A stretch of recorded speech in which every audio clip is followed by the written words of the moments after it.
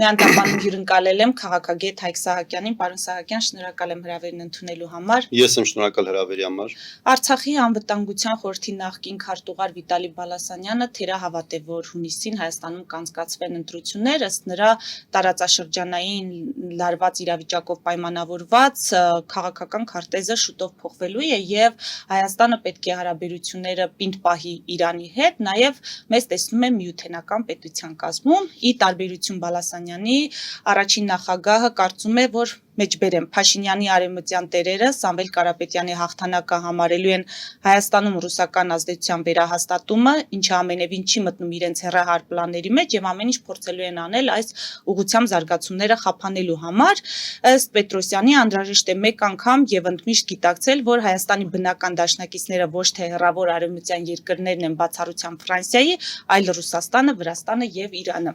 Ինչու եմ այս հայտարարություններից սկսում, որովհետեւ սրանք այսպես փոթորկել են մեր ներքաղաքական վերլուծական դաշտը, իսկ իրականում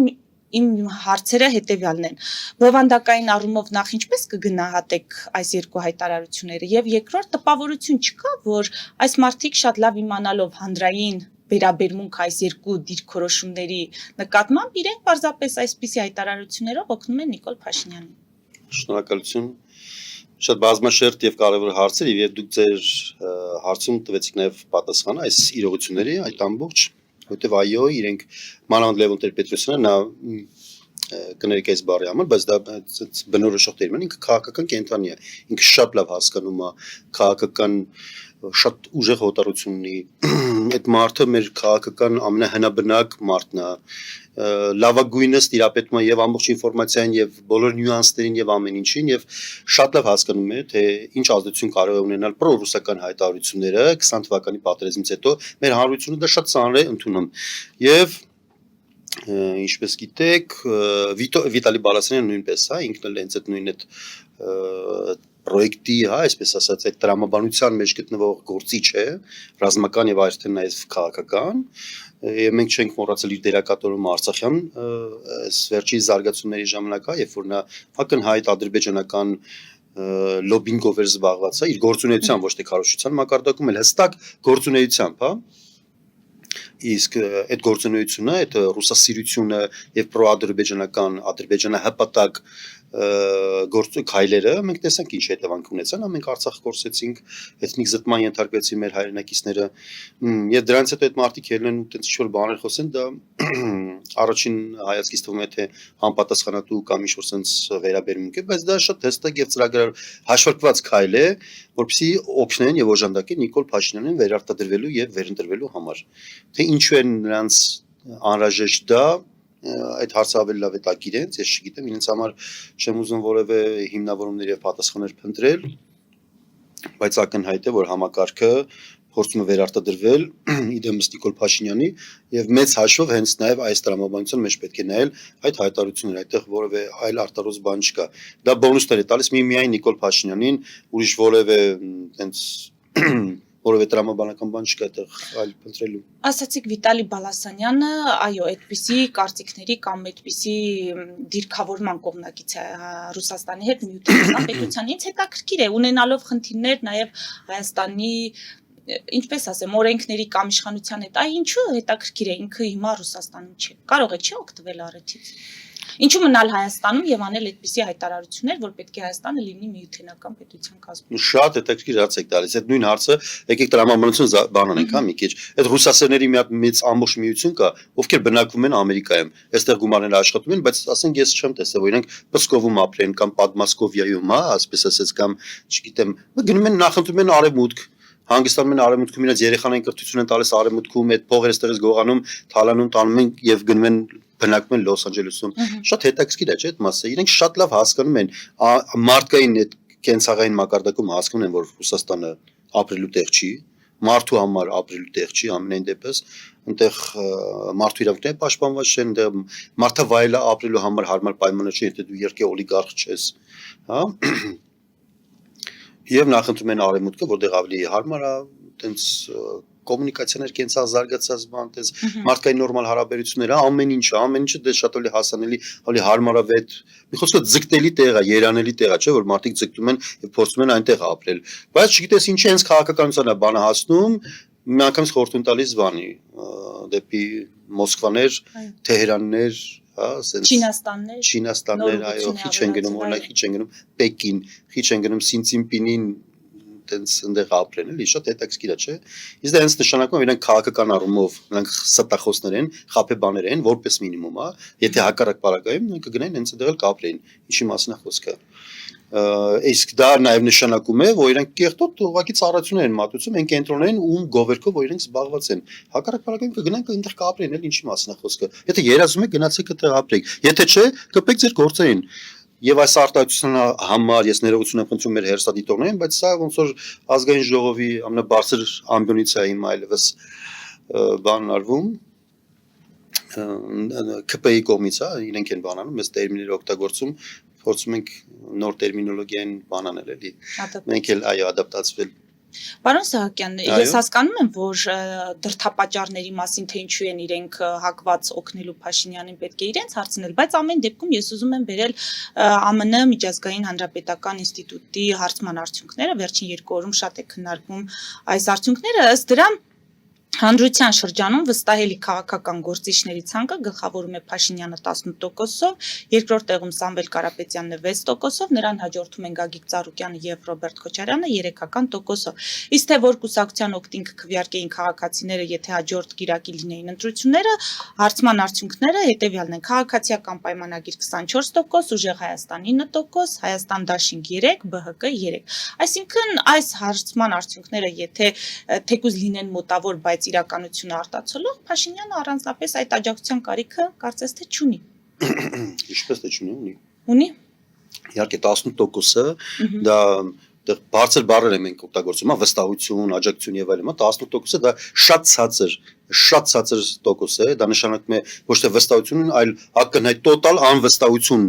գործող իշխանության, գործող վարչապետի նկատմամբ 18%-ը դա ընդհանուր վերջերս, հա, եթե 18 թվականի այդ հայտնի դեպքից առաջ որ նայում ենք, դա ամենաբանն է, ամենափոքր ընդդիմադիր ուժերն է, հա, իրենք են վայելում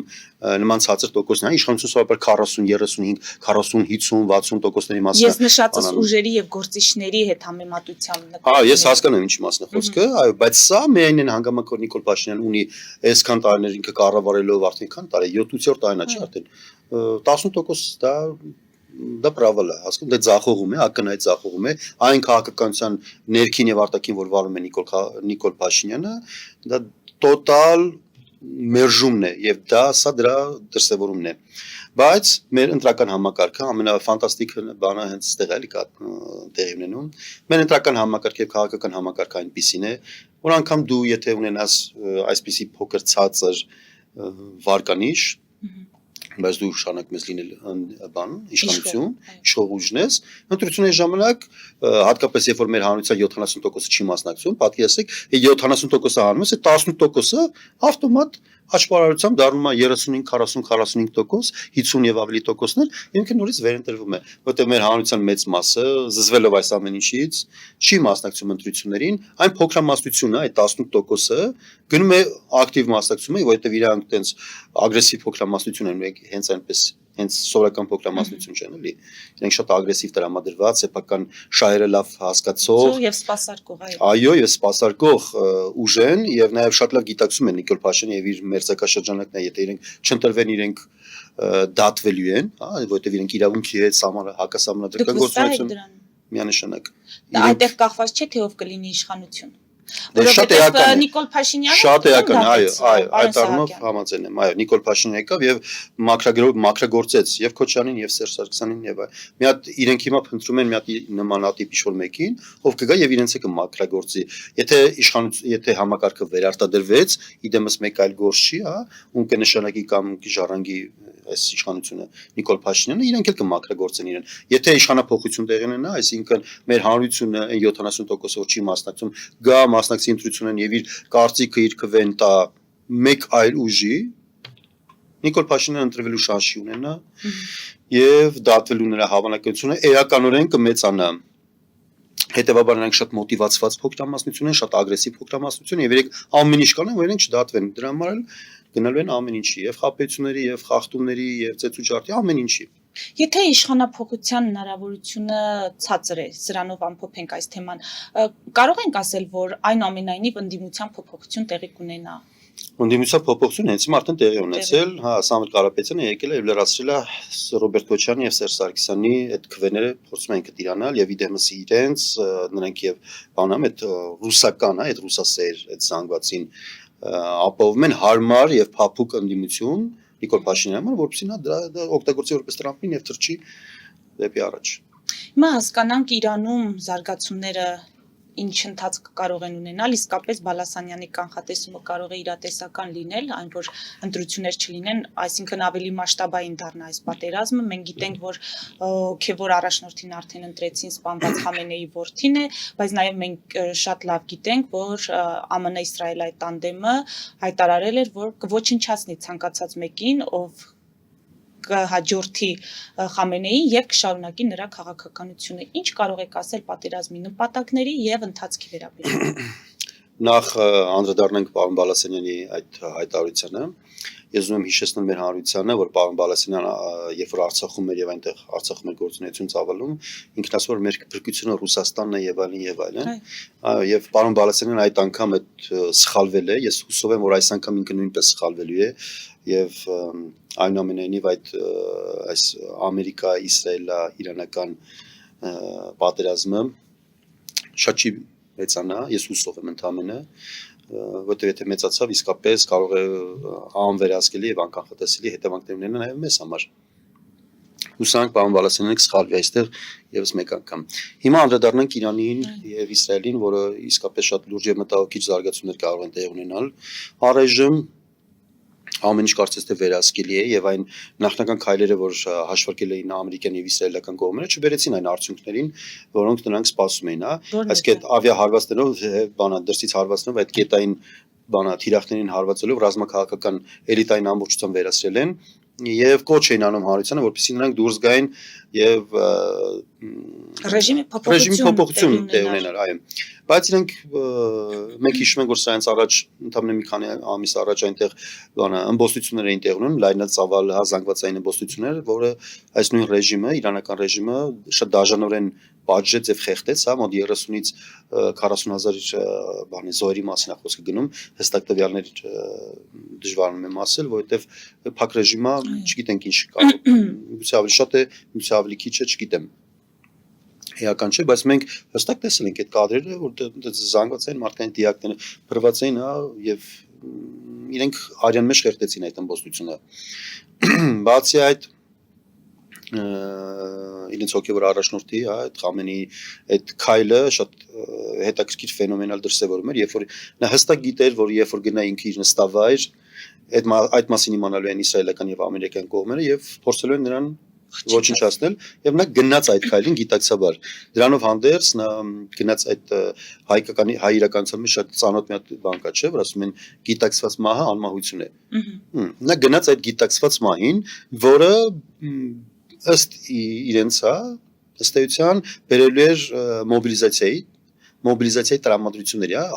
հանրության մեջ ընդդեմ արտաքին թշնամու եւ իրենց այդ հաշվարկը ըստ էության ավելի աշխատող է քան թե ամերիկյան եւ իսրայելական կողմը եւ մենք տեսնում ենք երբ որ ռազմաքաղաքական էլիտան ամբողջությամբ վերացված է բայց ժողովուրդը դուրս չի գալիս ըմբոստություն չի անում բանի դեմ ռեժիմի դեմ դուրս չի գալիս ընդհակառակը այնտեղ ավելի շատ հակաամերիկյան եւ հակաիսրայելական տրամադրություններ են առաջանում եւ նրանք պատրաստվում են ըստ էության արտաքին ներխուժումների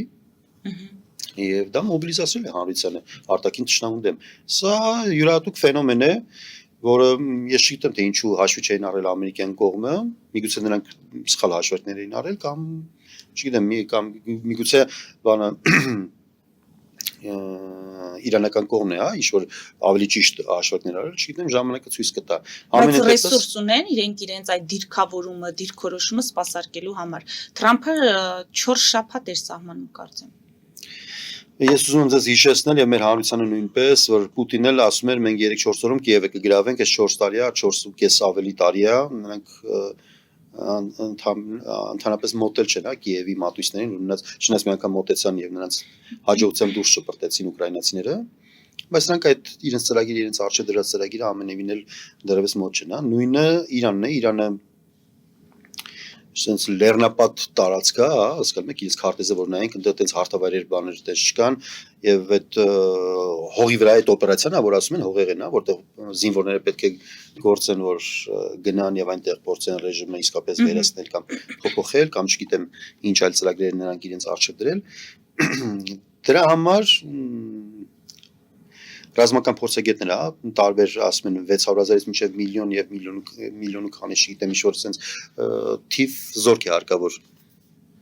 Այդքան զորք ոչ ԱՄՆ-ն է բերել, չի բերել ակնհայտ է որ չի բերել, այդքան զորք չունի Իսրայելը, բայց այդքան զորք ունեն Ադրբեջանը, Իրանին շատ մոտ, եւ այդքան զորք ունեն բաները, թուրքերը։ Բայց թուրքերը եւ ադրբեջանցիները, ինչպես տեսնում ենք, այդքան էլ բան չեն ուզում առաջինը մտնեն Իրան, որովհետև այդ առաջին հարվածը ովորվեցնի իր վրա, դա էական մեծ կորուստներ կունենան, դա ասենք օրինակ Ադրբեջանի համար դա կարող է ճակատագրական նշանակություն ունենալ։ Ինչքան էլ իրանք դες լավ պատրաստված լինեն կամ չգիտեմ ինչ կամ խրոխտ խոսեն բան,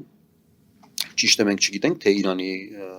իրական ռազմական պոտենցիալը ինչպիսին է, իրենց պատրաստվածությունը ինչպիսին է, որովհետև իրենց բանակը Իրան-Իրաքյան պատերազմից հետո տենց լուրջ մարտական գործողությունների մեջ չի մտել, մենք զորքի պատրաստվածության մակարդակը չգիտենք, բայց հենց նույն ռուս-ուկրաինական պատերազմի բանն էլ հաշվի առնելով, երբ որ ագրեսորը գալիս է, ինչքան էլ լավ չեն գործեր այդ բան, դու քո սեփական հայրենիքը պաշտպանում ես, մի քիչ ավելի առավելություններ ես ունենում եւ Իրանը իր հողը պաշտպանելու համար կարծում եմ կկարողանա մոբիլիզացնել եւ Ադրբեջանի հարցը որպես մինիմում կլուծի Թուրքիան եթե խառնվի եւ Իսրայելը արդեն այդ իրենց զորքերով որ խառնվի այդտեղ դժվարություններ կունենան եւ չգիտեմ ինչպիսի բաներ տեղի կունենան զարգացումներ տեղի կունենան հուսանք բանը դրան չի հասնի որտեղ եթե բանը հասավ դրան մեզ համար լուրջ խնդիրներ են առաջանալու նախ մենք ներքևի մեր հարևանի հետ կապն ենք կորցնելու որտեղից մենք մեր բարենային անվտանգության մի մասը առնվազն որպես մինիմում Իրանի հետ սահմանից է կախված որտեղ Ադրբեջանի եւ Թուրքիան սահմանները փակ են դեռևս պահում մեր համար եւ միակ հարևանը որ այդ սահմաններ ունենք բաց եւ աշխարհի հետ կապ Վրաստանն է մնալու հիմա պատկերացրեք Իրանից որ կտրվի այդ սահմանը, այնտեղ պատերազմ խժդժություն եւ բան, ես էլ չեմ ասում իր մասին, որ առելի քանակով մարդիկ փորձեն փախչել, պատերազմից եւ գալու են լսվեն Հայաստան, որը նույնպես սոցիալական ճգնաժամ է առաջացնելու Հայաստանում, որտեղ մեր իշխանությունները երբևէ այս 7-8 տարիների ընթացքում աչքի չեն ընկել որևէ կազմակերպչական ինչ-որ բարդ խնդիրներ լուծելու ունակությամբ, ամենապարզ բաները նրանք կարող են այնպես ձախողել, որ էլ ասելու չի, ու մնաց որ նման անկանխատեսելի զարգացումներ տեղ ունենան, պլյուս օրինակ բան հնդկական զենքերը որ մենք պատվիրել ենք եւ առնում ենք, դրանք բոլորը Պարսկաստանով են գալի Հայաստան, այդ ճանապարհն էլ է փակվելու մեր համար, պարենային խնդիրներ են առաջանալու մեզ համար, ասենք օրինակ նարինջը եւ բանանը, դրանք առաջին անհրաժեշտության ապրանքներ չեն, բայց մեր հանրությանը որպեսզի հասկանալ լինի, դրանք այլևս չեն գալու Պարսկաստանից, գալու են բանով Վրաստանով, որը չգիտեմ, մոտ 20-30% միգուցե կթանկացնի։ Դա հավելյալ թանկացումներ է բերելու ոչ միայն, ասենք, բանանի եւ նարնջի մասին, խոսքը պետք է հասկանալ, որտեղ հացահատիկային եւ այլն բան, այլ ինչ-որ կարևոր մթերքների մասին է խոսքը։ Ես հիմա հստակ չգիտեմ ուղղակի Իրանից ինչ է գալիս եւ կլինեն փորձագետներ, ովքեր ավելի հստակ հանդես կգան այդ մասով եւ ցանկալի է որ մեր իշխանությունները պատասխանատվություն կրեն, ոչ թե նստեն ավտոբուս գնան ինչ-որ պերաշկիներ ուտեն, այլ այս մասին խոսեն եւ ասեն, թե Իրանից ինչ է գալի, ինչ է սպասում, մեր հանրությունը պատրաստ լինի դրան, որովհետեւ եթե սկսվեց պատերազմը եւ մեր ժողովուրդը ուղղակի իր համար պատրաստ չլինի, ծանր է լինելու հետեւանքները, ավելի լավ է իմանանք, հիմա գնանք ինչ առնենք, բրինձ առնենք, ցորեն առնենք, չգիտեմ, յուղ առնենք, դնենք տանը, պահենք, մի քանի որոշակ, ինչ-որ փող ամեն մեկը իր կարիքների եւ հնարավորությունների սահմանով որոշակի բաներ անի, որտեղ երբ որ խանութներում վերջացավ, ոչ ենք էլ իրացեցինք սպանենք։ Ավելի լավ է կուտակենք, չէ՞, իմիկվանից։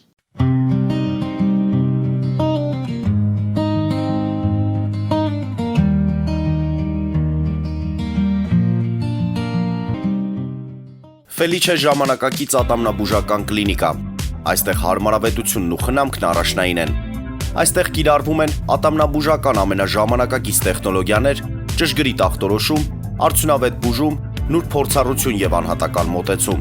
Սկսած սովորական մանրուքներից մինչև առաջադեմ ընթացակարգեր, այստեղ դուք գտնվում եք բարձր որակավորում ունեցող եւ փորձառու ատամնաբուժական մասնագետների ձեռքերում։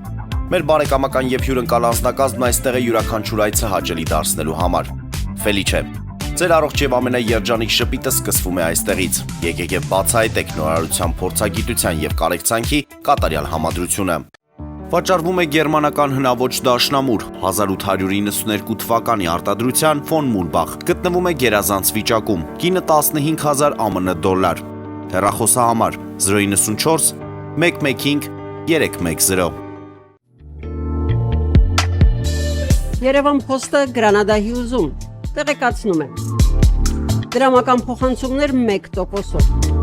օդանավով 1 փաունդը 2.99, նավով ուղարկեք մեկ արկղ, երկրորդ արկղը անվճար, ավտոմեքենաների փոխադրում անհավատալի արժեքներով, ինչպես նաև կահույք և մեծ չափի բեռների փոխադրում։ Ջաքփաթ հագուստի խանութը երկրորդ մասնաճյուղն է բացել Գլենդելի սրտում, որտեղ կարող եք ձեռք բերել եվրոպական և ամերիկյան ընտիր հագուստեղեն, կոշկեղեն, աքսեսուարներ, պայուսակներ ամենահարմար արժեքներով։ Նաև կարող եք ցանկացած ապրանք պատվիրել եւ ձեռք բերել կարճ ժամանակում։ Ջաքփաթի Գլենդելի հասցեն է 1135 North Pacific Avenue, հեռախոս 818 813 2252։ Ջաքփաթ հագուստի լավագույն կենտրոնը Գլենդելում։ 60-ից ավելի ճանաչված եվրոպական բրենդների ինքնատիպ, չկրկնվող եւ մատչելի ընտրանին Fortuna Home and Country House խանութ սրահում։ Նորավոճ սպասք եւ կահույք հորեկա բնագավառի համար, տեքստիլ տնտեսական ապրանքներ, ամեն ինչ գեղեցիկ կյանքի համար։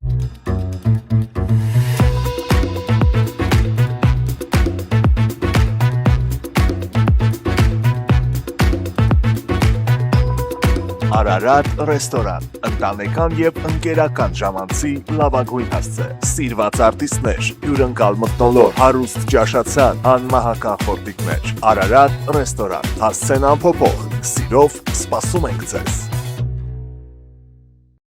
Լավագույն պաղպաղակ, բնական, համեղ եւ մատչելի գներով պաղպաղակը կարող եք ձեռք բերել բոլոր հայկական խանութներում։ Պահանջեք հայկական պաղպաղակ, Թամարա պաղպաղակ։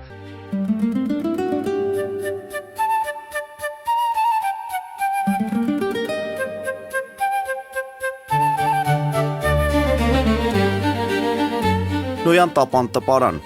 Նոյան տապան հրատարակչություն, շարվածքից մինչև տպագրում, զանգահարեք, գրեք, այցելեք, միասին պատրաստենք ձեր գիրքը, ամսագիրը կամ թերթը, որտեղ նշվելու է, տպագրված է Նոյան տապանում։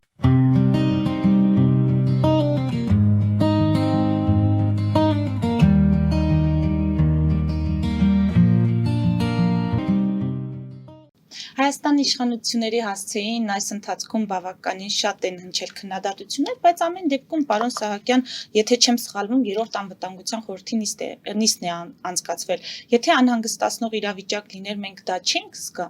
Միգուցե իսկապես անհանգստանալու այդպես մեծ պատճառներ չունենք։ Նրանք մեզ հանգստացնում էին եւ իրենց շատ հանգիստ էին պահում, երբ որ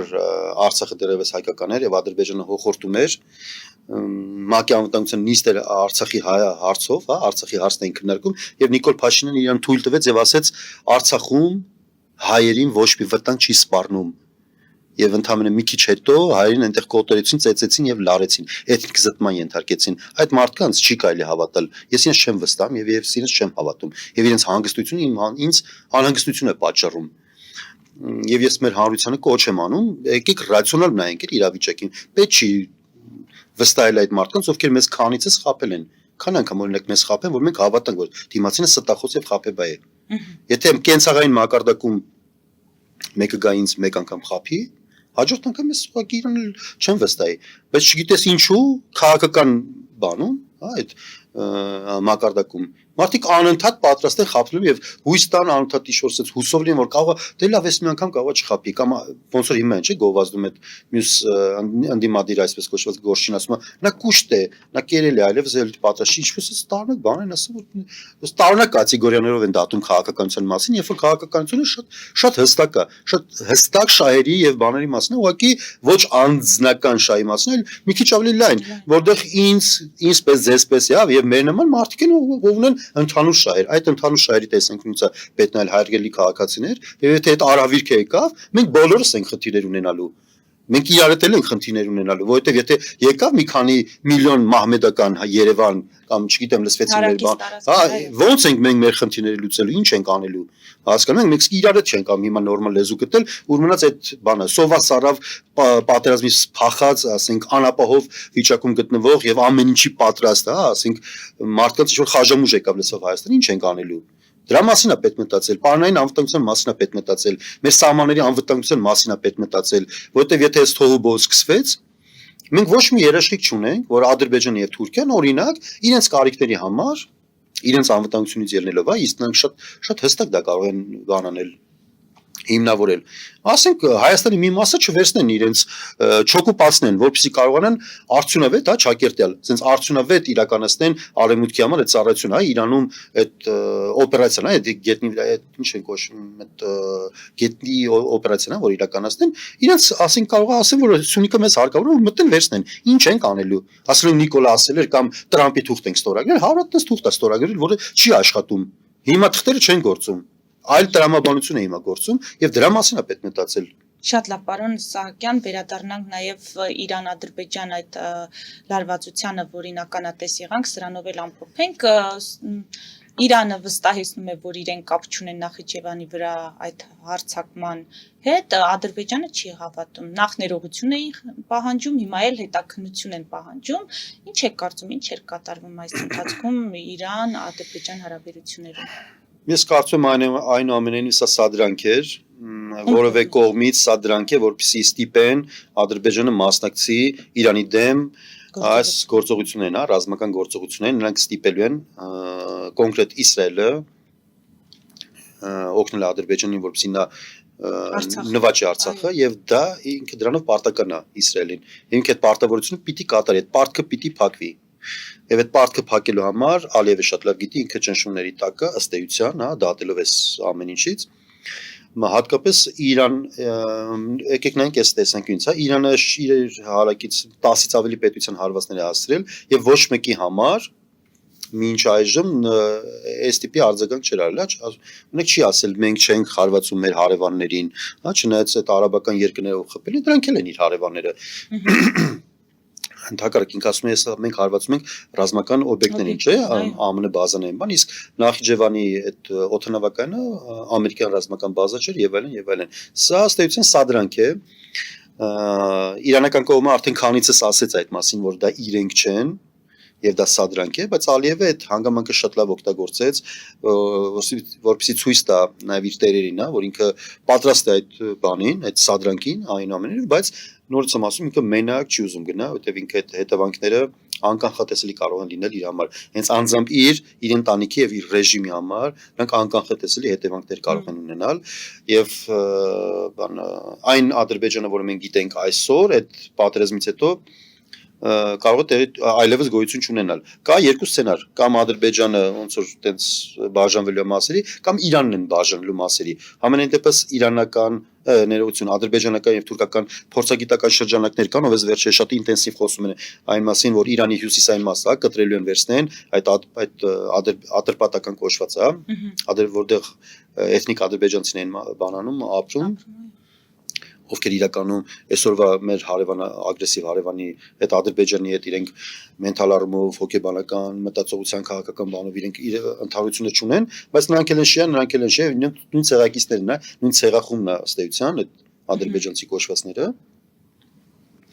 եւ դրա վրա բանն անելով, այդ խաղադրույք կատարելով Իլհամ Ալիևը փորձում է միավորել եւ մեծ ահռելի Իրան Ադրբեջան ստանալ, ինքս նրանց հստակ ժամկետը չեմ կարող ասել, բայց մի քանի անգամ ինքը արդեն ասել է, որ Ադրբեջանը հավակնություն ունի 30-ից 40 միլիոնանոց պետություն դառնալու, որը ագրեսիվ կերպով էր ընկալվել Իրանի կողմից, իրենք sense լեզվակռիվ են սկսել։ Իրանի բաժանման մեջ շահագրգռված է նաև Թուրքիան եւ Իսրայելը, եւ այդտեղ այս վերջերս նաև քարտեզներ էին հրապարակում, այնտեղ էթնիկ տարբեր խմբեր կան, այդ բելուջիներն են, քրդերն են, բաներն են, հենց այդ ադրբեջանցիները, այնտեղ թուրքեր կան, նաև արաբներ կան, բան, ասենց փոքր նրանք ուզում են մասնատել Իրանին, որովհետեւ այն այլևս չեզոքացնեն այն գործոնը, որ հիմա կա Իրանը, իսկ այդ գործոնը զսպում է թե արաբներին, թե թուրքերին, հա, եւ ինքը նաև Ռուսաստանին, հա, մեծ հաշվով, եթե փոքրացնեն իրեն, ինքը չեզոքանա որպես այդպեսին։ Բա Հայաստանի շահը որն էր, որ դատապարտեց այդ հարձակումը Նախիջևանի Հայաստանը այդտեղ շահ չունի, տեսեք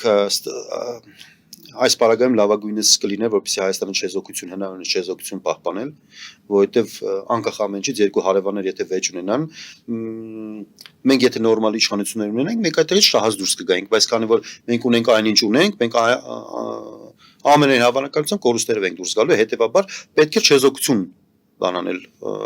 պահպանել, բայց սպասվեց Միրզոյանի եւ Բայրամիևի հերոսազանգից հետո ադրբեջանական կողմը հրապարակեց այն պետությունների շնորհակալություն հայտնեց այն պետություններին եւ հրապարակեց այդ պետությունների ցանկը այդ դրոշների տեսքով, որտեղ նաեւ Հայաստանի հանրապետության դրոշը հայտնվեց եւ դրանից հետո մեր արտգործնախարարությունը եւ կառավարությունից որևէ պաշտոնյա չի հերքել այդ ինֆորմացիան ցավոք սրտի, իսկ դա նշանակում է որ հայկական կողմը ըստ էության մեր ճշնամիների կողմն է անցել ընդդեմ Իրանի, որը կարող է ունենալ հետևանքներ մեզ համար, անցանկալի հետևանքներ։ Արդեն իսկ կռիվը չսկսված, արդեն իսկ այդ արհավիրքը չսկսված, հա, մենք սխալ մեր կառավարությունը սխալ ուղղությամբ է տեղ ունեցել, որովհետև մենք չգիտենք, հա,